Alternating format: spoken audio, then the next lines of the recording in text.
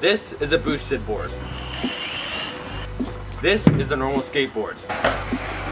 They're both skateboards, yet they're super different, so today we're going to be doing a few tests and comparing them to see which one may be right for you and which one's cooler. The boosted board is a very expensive board that many people like for commuting because it's really fast and really awesome, whereas the skateboard is more for doing tricks and culture, but it can also be used for transportation. So at first we're going to start with the speed test to see which one's going to be the best transportation. Okay, so we're in the straight right now.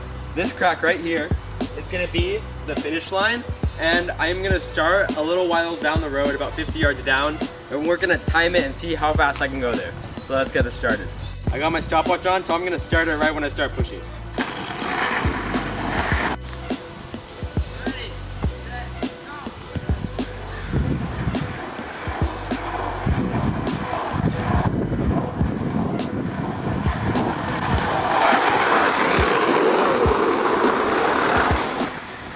10.38 seconds. So that was on the skateboard and I was pushing as hard as I could. So, boosted time. Good job.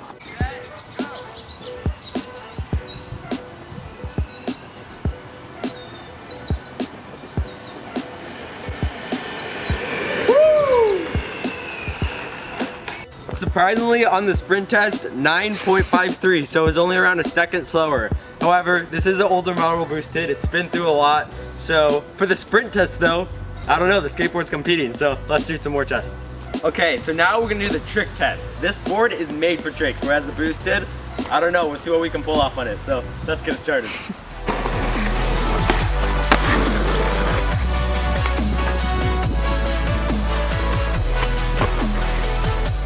So obviously this skateboard is steezy. You can do some sick tricks on it. Now let's see what we can pull up on the boosted.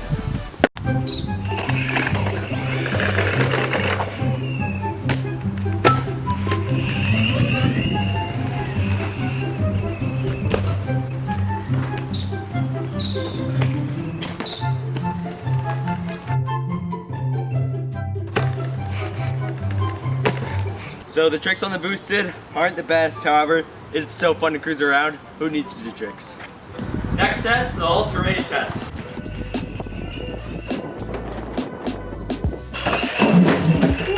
Let's see if the board can survive this drop.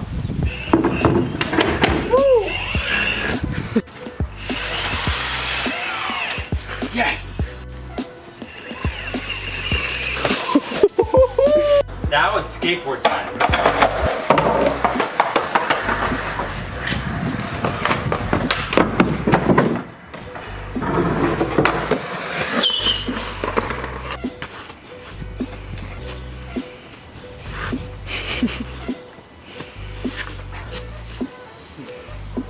Okay, so after some extensive testing, I'm going to be talk about which board is better and which one may be right for you. So on the speed test, the boosted board won by a second on the sprint, but in long distances, this is definitely going to kill it because it has a battery, you don't need to push, it's not tiring, a lot less sketchy, and these wheels are really smooth. On the rough street, I was really struggling because of the small, hard wheels on this.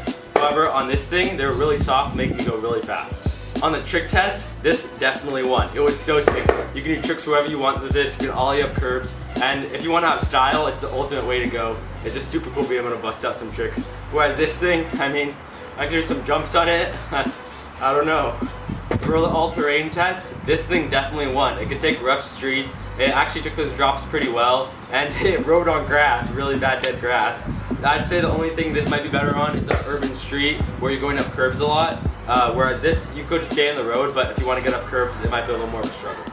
These boards cost max $200, while these can cost up to $1,500. So I'd say if you're trying to save some money and you really want a skateboard, go for this thing because it's really awesome and it's really fun. However, if you're dead set on commuting and you just really want to go fast and be lazy, the boosted board might be cool. If you have the extra dough, I'd say go for it.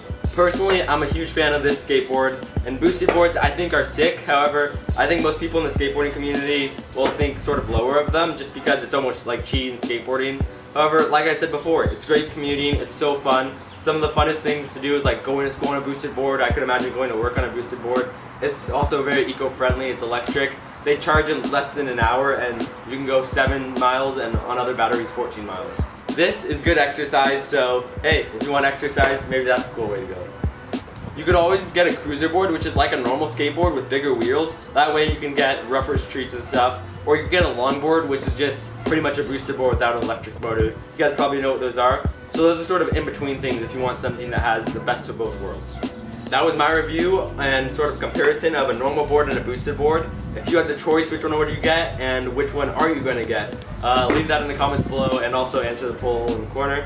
I'm Nicholas Gibson and I make YouTube videos like this, so if you like this content, go ahead and check out my channel. Thanks.